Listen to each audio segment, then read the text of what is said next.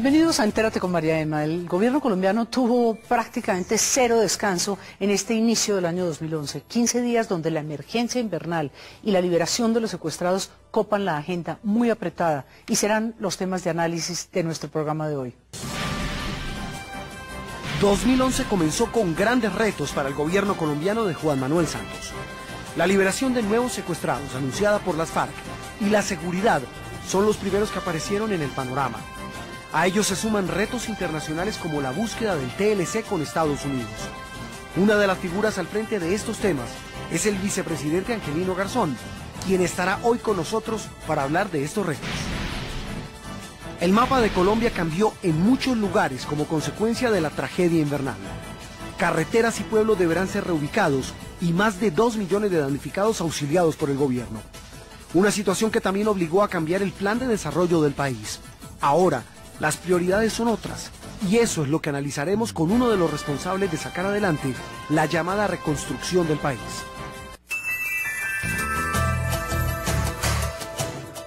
El vicepresidente de Colombia, Angelino Garzón, es el más alto funcionario al frente de la política de derechos humanos, pero también del TLC con Estados Unidos por su próximo viaje a ese país el 23 de este mes y temas muy importantes de la política del actual gobierno. Él está con nosotros hoy en su primera visita a Entérate con María Emma para conversar de esos retos del 2011 y definitivamente de todo lo que es la propuesta del presidente Santos y la suya. La liberación de secuestrados, uno de los hechos más importantes en estos primeros meses del año y los más lamentables que han patrocinado y que han protagonizado las FARC. Vicepresidente, muchas gracias por acompañarnos, me siento muy honrada.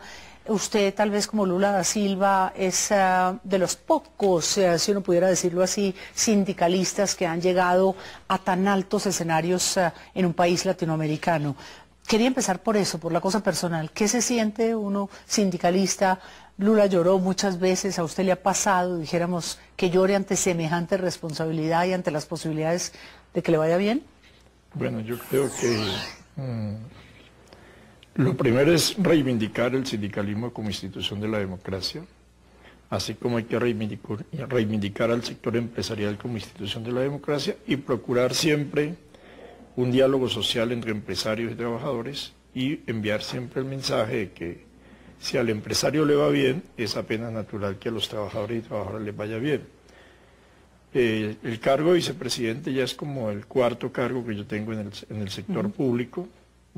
Es el segundo cargo o el tercer cargo por elección popular. Yo fui miembro de la Asamblea Constituyente, gobernador del Valle y vicepresidente por elección popular y ministro del Trabajo y embajador de Colombia ante el Sistema de Naciones Unidas en Ginebra por designación de Pero vice, a mí me impresionó, no sé si usted oyó ese último en Pernambuco cuando se despidió Lula da Silva, que le decía, usted que es tan cercano a su esposa también, a Monse, él le decía a la gente, le decía, mire, Marisa, le decía, cuando yo me acosté en la cama presidencial la primera noche, yo dije, Marisa, tú y yo, ¿tú crees que voy a ser capaz de hacer esto? Uno a veces duda, él ni siquiera, bueno, a diferencia suya, él ni siquiera había tenido ningún tipo de formación académica, apenas no había terminado su bachillerato. ¿Uno duda de que lo puede hacer bien?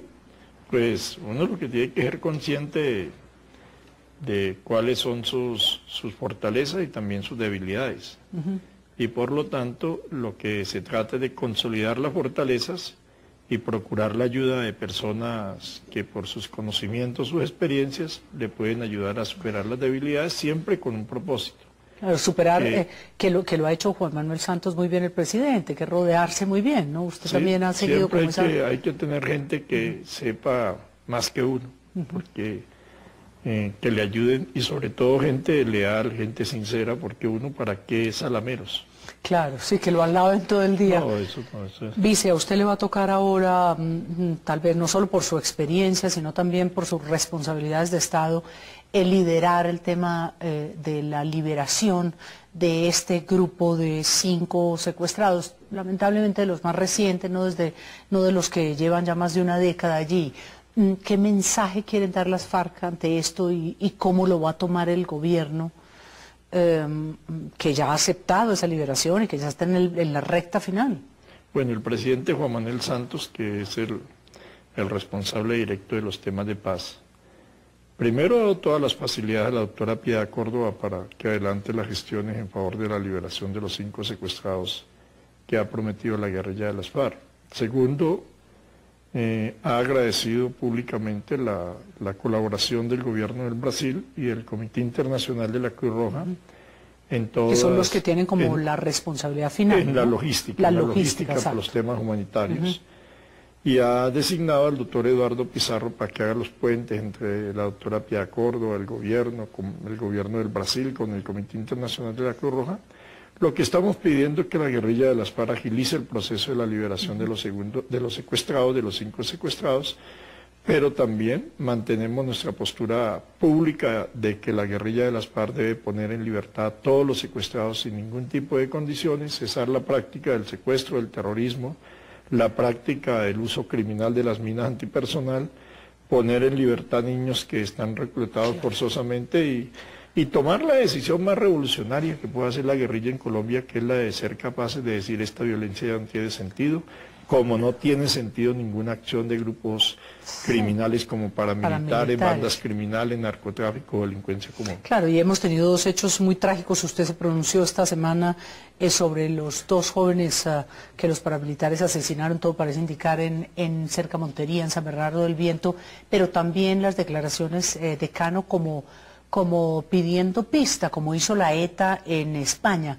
¿Cree que puede haber una decisión seria de las FARC, como la ETA parece haberlo pronunciado, que el gobierno no aceptó, de pedir un diálogo y de pedir un acercamiento? Como dijo Zapatero en la postura de la ETA, el presidente español, no basta las declaraciones, se necesitan hechos. O sea, aquí también vamos por todo. En el caso de la guerrilla de las FARC no basta, se necesitan hechos reales, y hechos reales es que pongan en libertad sin condiciones todos los secuestrados, cesen el terrorismo y el secuestro, y cesen todas las acciones violentas. Y también lo decimos, en el caso de los 2 estudiantes de la Universidad de los Andes, los asesinaron las bandas criminales, los asesinaron a sabiendas que eran 2 estudiantes, cuya arma era el conocimiento y unas cámaras fotográficas. O sea, ¿pero los y video. confundieron o qué? No, no, ninguna confusión. Las bandas criminales no admiten que estén ahí en ese territorio del norte de Colombia. Las bandas criminales son bandas narcoterroristas que tienen como objetivo agredir a la población civil, violentar a la población civil, y aquí lo que tenemos que hacer es un esfuerzo conjunto, el Estado y la sociedad civil, para luchar contra las bandas criminales, lo mismo que para luchar contra la guerrilla, los paras, el narcotráfico y todo lo que signifique violencia en el país. Pero en su agenda no solamente está ese frente que le va a servir mucho, yo creo, a nuestro país cuando usted llegue a Estados Unidos. Está su visita próxima a los Estados Unidos, a hablar con congresistas, vicepresidente, la secretaria de Estado. ¿Qué diferencia puede tener esa visita suya hacia salvar las dificultades que ha tenido el TLC con los Estados Unidos, vice? Lo que le dijo el presidente Juan Manuel Santos el año pasado en el marco de la reunión de Naciones Unidas en Nueva York al presidente Barack Obama. Queremos una relación de socios, queremos una relación de iguales. El TLC no es un favor del gobierno de los Estados Unidos ni del Congreso de los Estados Unidos a Colombia, es un gana-gana. El Tratado de Libre Comercio de Colombia con los Estados Unidos le conviene al gobierno de los Estados Unidos, le conviene al pueblo de los Estados Unidos, como le conviene al gobierno y al pueblo de Colombia. ¿Y usted cree que usted nos puede ayudar a salvar esos obstáculos, particularmente en el frente de derechos humanos, de asesinatos o muertes de sindicalistas, que tal vez les dé unas garantías que otro funcionario del gobierno colombiano no podría? No, aquí, María Emma, se trata fundamentalmente de 2 cosas. Es decirle al gobierno de los Estados Unidos, decirle al Congreso de los Estados Unidos, mire, Colombia tiene hoy una política de procurar acuerdos comerciales, convenios comerciales, tratados de libre comercio, con todos los países del mundo. Sí. Si ustedes al final no aprueban el Tratado de Libre Comercio, Colombia seguirá adelante. Ya entra en vigencia el Tratado de Libre Comercio con el Canadá, vamos con los tratados de libre comercio con Corea del Sur, estamos ampliando relaciones comerciales con China, la región. Acabamos de firmar el acuerdo comercial con la Unión Europea, y yo le doy un ejemplo. Los productores agrícolas de los Estados Unidos han dejado de exportar ya cerca de 800 millones de dólares a Colombia, porque Colombia sencillamente está importando granos de otro lado, de Argentina, de Paraguay, de Brasil, de Bolivia y también del Canadá. John McCain estuvo recientemente visitando al presidente Santos en Cartagena, uno de los más influyentes congresistas y ex candidato a la presidencia. Ahora que los republicanos, al partido al que él pertenece, están comandando el Congreso de los Estados Unidos, el Senado de los Estados Unidos, ¿cree que eso nos va a servir? ¿Es un activo? Bueno, nosotros consideramos que las declaraciones que hizo el senador John McCain son positivas y él fue muy realista. El Tratado de Libre Comercio le conviene también a los Estados Unidos. Claro, esa es su tesis, lo que usted dice. Y segundo, lo que estamos diciendo es, nosotros tenemos una política definida en cabeza del presidente Juan Manuel Santos, que es trabajar por consolidar a Colombia como un Estado moderno. Eso significa crecimiento económico, disminución del desempleo, disminución de la miseria, política integral de promoción y respeto a los derechos humanos, respeto a los derechos laborales, significa también una política ambiental, una política de seguridad y una política integral en materia internacional. Esa ruta nosotros no la vamos a modificar, es nuestra ruta hasta agosto del 2014 y por lo tanto, más allá si el gobierno de los Estados Unidos aprueba o no aprueba el Tratado de Libre Comercio, en este caso el Congreso, nosotros no vamos a modificar la ruta. La ruta está definida porque queremos consolidar a Colombia como un Estado moderno. Obviamente que veríamos muy bien que nos aprobaran el Tratado de Libre Comercio del Congreso de los Estados Unidos y veríamos muy bien que trabajáramos en una agenda integral de ayuda recíproca para que tanto en Estados Unidos como en Colombia respetemos integralmente la política y los derechos humanos. Y la vicepresidencia a veces es difícil porque es una figura que en muchos países preside, dijéramos, el Congreso, como en el caso de su colega de los Estados Unidos, donde se sienta y Biden preside las sesiones del Congreso. Aquí no hay esas funciones ejecutivas o constitucionales. Dijéramos, ¿cómo fija usted con el presidente, con el equipo, su agenda? ¿Usted la escoge o entre los dos se pusieron de acuerdo, ya que lleva 5 meses y se puede hacer un primer balance? Pues primero la política de la vicepresidenta está definida por la Constitución Política Nacional. Es que el vicepresidente reemplaza al presidente en faltas temporales absolutas y ejerce actividades que le define el presidente de la República. En el caso particular del presidente Juan Manuel Santos y mi persona, lo esencial de la actividad de la vicepresidencia la definimos el día 7 de marzo del año pasado. En que se pusieron de acuerdo en ir juntos. Sí. Ir juntos en la fórmula, él como candidato a la presidencia y yo como vicepresidencia. Gira fundamentalmente alrededor de una política de promoción y respeto de los derechos humanos y del derecho internacional humanitario.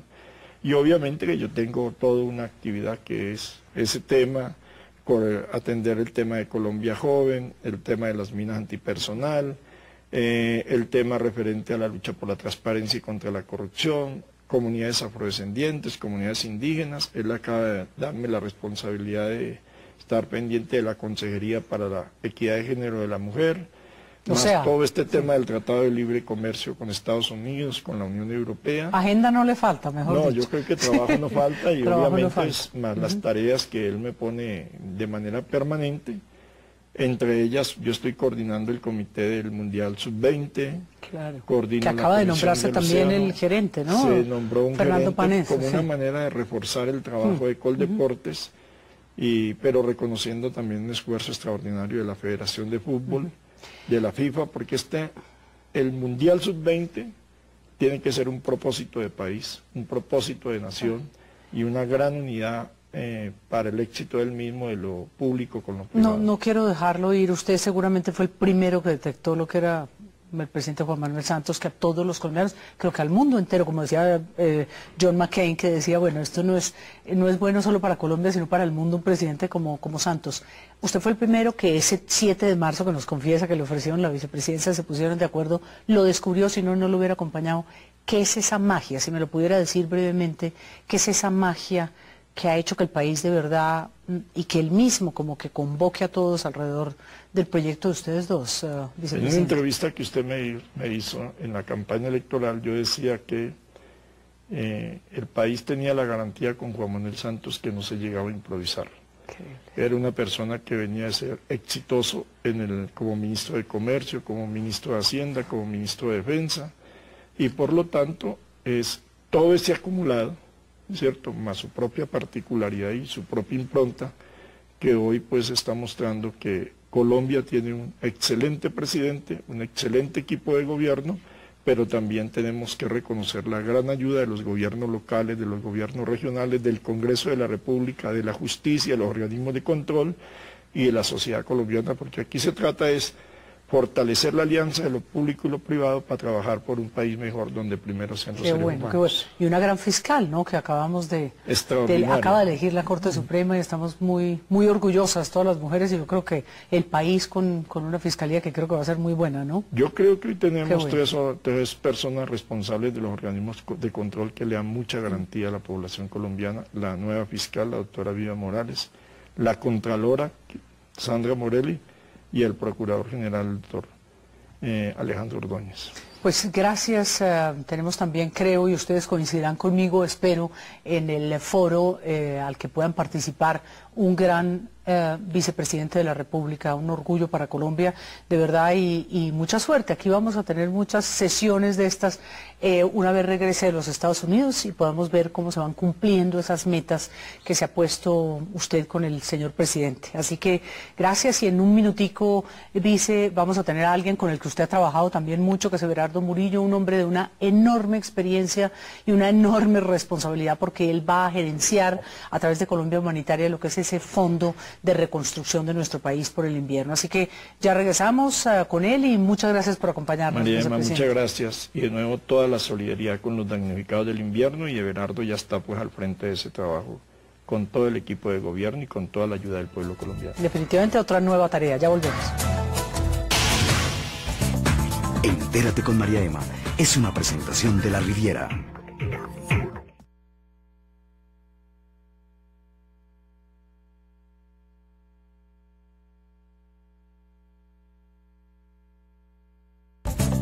Entérate con María Emma es una presentación de La Riviera.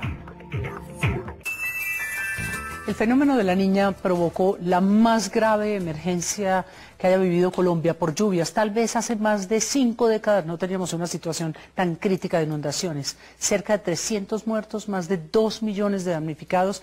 Hablan, yo creo, que de la magnitud de esa tragedia, que no solo vivimos nosotros, es cierto. Australia está viviendo y atravesando, Río de Janeiro en Brasil, pero que definitivamente a nuestro país y al gobierno le cambió la agenda. Ahora Colombia se prepara para iniciar lo que llamamos la reconstrucción y la ayuda a todos los miles y miles de damnificados. Y cabe decir que los colombianos se han volcado en un gesto de solidaridad que de verdad uno lo sorprende, lo tiene muy feliz, y más de 20 millones de dólares han sido recaudados de a puchitos, de a poquitos, por ustedes allá afuera y por los colombianos aquí. Y esa tarea la va a llevar, la tiene bajo sus hombros, esa responsabilidad, una persona de mucha experiencia, diría yo, Everardo Murillo. Gracias por acompañarnos, y yo decía hace un ratico que usted tal vez es el único colombiano que ha tenido 3 tragedias humanitarias de esta magnitud a cuestas. La tuvo hace 12 años cuando gerenció también el FOREC, la reconstrucción del eje cafetero. La tuvo cuando hace 2 años, cuando hace un año, perdón, estamos celebrando esa fecha, se encargó, dijéramos, como embajador plenipotenciario de Colombia para liderar los aportes de Colombia en Haití, y la tiene ahora por decisión del presidente Santos. ¿Por dónde arranca uno? Ya no es un tema solo de plata, que la ha tenido y mucho, como usted nos está contando, sino por dónde arranca uno. ¿Qué es lo primero que uno hace cuando tiene semejante tragedia? Lo más importante son las señales de confianza. Esto es una oportunidad de volver a confiar, en construir confianza en lo público, en lo que nos pertenece a todos, el espacio donde todo lo colectivo sucede. Y ahí hay es decir, pero ¿confianza en qué? ¿En que voy a volver a tener mi plaza? ¿Voy a tener...? En ese ejercicio de confianza se financian cosas con recursos públicos del sector público. Empieza entonces la solidaridad de los colombianos a nacer otra vez en función del principio de la construcción de las cosas que se cayeron. Entonces, el presidente lo ha colocado en las prioridades. Lo primero, que los damnificados crean que esto es una oportunidad una revolución de la esperanza y no la desesperación, que van a tener en este momento sus ayudas alimentarias en los albergues, que van a tener asistencia social, que van a tener apoyo para arrendamientos. Pero eso se parece a lo de Haití, es decir, uno empieza, usted y yo que hemos estado allá, uno empieza por la carpa para la familia, porque haya agua potable y unas plantas, porque haya nutrición, alimentación todos los días para los niños. Es decir, es tan elemental como eso, y cuando pasa uno a esa fase 2 de reconstrucción de la que usted nos habla, ¿verdad? Esos elementos son así, como usted lo señala, las actividades son así, son universales, esos son las guías para actuar, eso es lo que sucede en Colombia. Y el mensaje a los ciudadanos del mundo es que la emergencia en Colombia no ha pasado. Estamos en crisis porque la emergencia no ha terminado. Por eso contestar su pregunta no es fácil. ¿Cuándo empieza la rehabilitación? No sabemos. El fenómeno de la niña sigue siendo intenso. En abril, puede que no haya acabado esta ola invernal, entonces. El fenómeno de la niña, no, la intensidad no se ha reducido.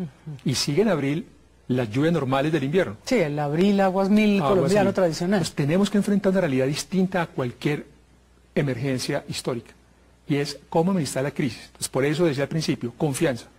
El presidente entonces ha nombrado a unos empresarios de altísimo nivel, de altísima confianza del país, que lo va a presidir Jorge Londoño.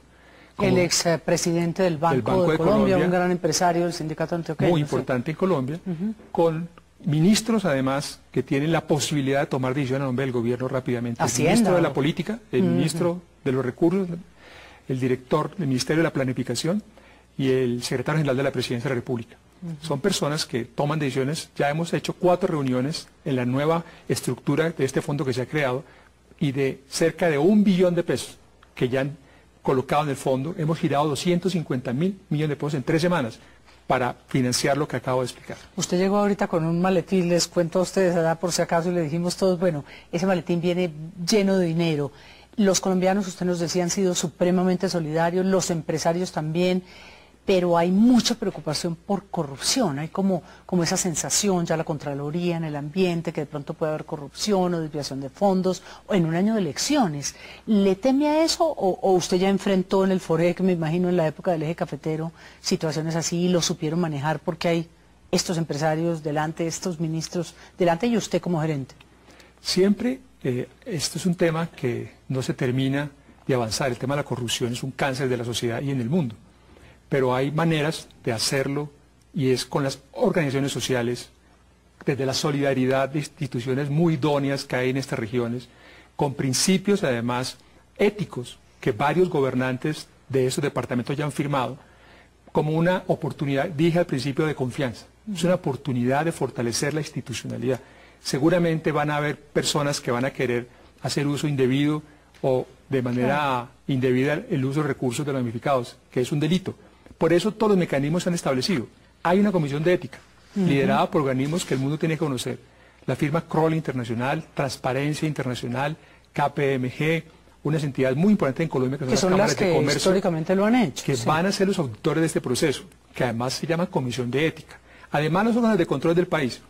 Y todos estos mecanismos van a fortalecer las redes de veedurías. Todo esto tiene que ser blindado para que los albergues, las comunidades que ven ellas puedan decir que los recursos han llegado y se han entregado sin ningún fenómeno distinto a responderle por ayuda humanitaria y no con protagonismos electorales. Me pregunta un grupo de nuestros foristas qué hacer, y a mí me ha ocurrido también. Uno debe donar a una cuenta única, si por ejemplo es este grupo de colombianos que está en Costa Rica y en los Estados Unidos, o uno puede hacer un aporte directo, por ejemplo que uno es de Barranquilla, entonces quiere hacerle un aporte al gobernador del Atlántico. ¿Eso es mejor canalizarlo por el gobierno central o cómo se reparten esas cargas?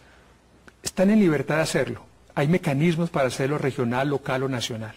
Hay una cuenta a nivel internacional, hay una cuenta en Colombia también, o hay maneras incluso de donantes en el mundo que dicen yo quisiera exactamente donar en alguna zona específica, en algún tema específico. Todo es posible, en la medida en que nos dejen saber la información podemos coordinar. Correcto, a nosotros nos pasó en el caso de Pies Descalzos que Shakira dijo, pues le pidieron el apoyo para plantas purificadoras de agua exactamente en el sur del Atlántico, y eso se canaliza con Colombia Humanitaria, con la parte nacional, pero también con la parte local. Les vamos a dar al final del programa las 2 cuentas, la del City Internacional y la de la Vivienda Nacional a través de la fiduciaria, la previsora. Everardo, ¿qué es lo peor de dirigir esto? A usted cada década como que le toca ese reto. ¿Qué es lo peor? ¿El tema humano, la gente, la dificultad de ejecutar? ¿Qué de su experiencia? Lo más difícil de esto es no actuar tan rápido como uno se levanta en el día, porque no hay nada más difícil que el drama de un unificado en un albergue, de no ayudarle rápidamente a que retorne a su casa. Entonces, todos los mecanismos que el presidente nos ha dado, que los ha avalado a través de los decretos de emergencia, son normas excepcionales que tenemos para actuar. Pero incluso con ellas, siempre es actuar en las cosas de entregar recursos. Hay un tránsito que toca suplir. Hay que hacer contratos, hay que hacer reglamentos, hay que colocar mecanismos de control. Y eso, en sociedades como la nuestra, donde hay tanta corrupción, pues hay que colocar unos blindajes. En otras sociedades, seguramente, simplemente habría que mandar recursos y no habría ninguna transición en la mitad, pero es muy difícil. Pero, o sea, usted quisiera llegar a Simití o a Bello Antioquia y decir a esta mamá o a estos niños o a esta abuelita, aquí está su casa, aquí está su plata y le voy a construir ya su casa y no se puede, ¿o qué? A la velocidad que uno quisiera. Eso se va a hacer, pero no es a la velocidad como quiere. Claro. Con los mecanismos que tomó el presidente se va a poder hacer muy rápido, pero usted me pregunta qué es lo más difícil y qué es igual a cualquier tragedia: no poder actuar de manera oportuna al ritmo del dolor de la gente en esos albergues. Pero eso es lo que también nos motiva a hacerlo todos los días 24 horas. Everardo, usted que gerencia esto y el grupo de empresarios, Manuel Santiago Mejía, que ya estuvo con usted, el presidente de la ANDI, el doctor Villegas, el presidente de Promigas en la costa caribe colombiana, Antonio Celia, y todos los demás ministros, a la cabeza de Jorge Londoño, uno diría que esto nos va a tomar cuánto tiempo y que como hay desastres cada rato, el mundo no solo al principio de fines de año y principio de año nos miraba a nosotros, pero vino Australia y ahora viene Brasil. ¿Cree que vamos a perder esa solidaridad que llegamos a tener internacional tan grande?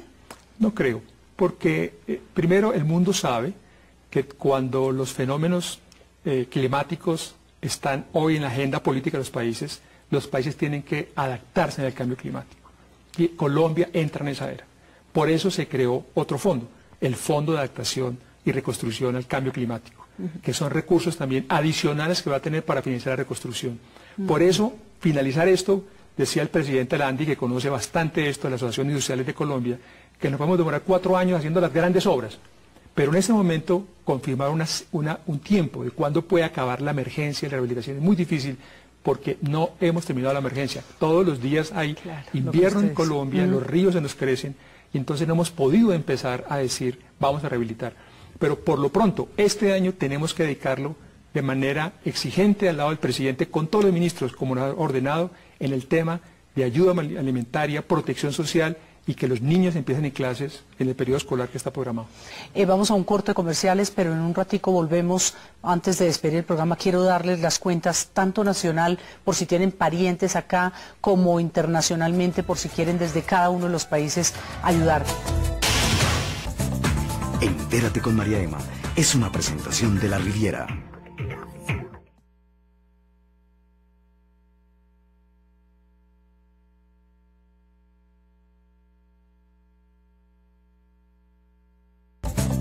Entérate con María Emma es una presentación de La Riviera. Bueno, y después de este corto comercial quiero pedirle a Everardo Murillo que nos diga exactamente cómo entrar a la página web de la Presidencia para poder acceder y donar, encontrar allí la información bancaria. Muchas gracias a todos los que nos han ayudado desde su solidaridad, desde sus mensajes y los recursos que han depositado. Pueden ingresar a la página web presidenciarepublica.gov.co. Allí encuentran la casilla Colombia Humanitaria. Allí van a encontrar toda la información de donaciones en especie que necesitamos, de los números de las cuentas corrientes donde pueden depositar e información de cómo va todo el proceso de reconstrucción. Ahí están, sumémonos a esa causa, sigamos adelante y muchas gracias. Nos encontraremos con ustedes la próxima semana. Todos los foristas que quieran visitarnos, aquí estaremos en www.caracoltv.com/entérate. Entérate con María Emma es una presentación de La Riviera.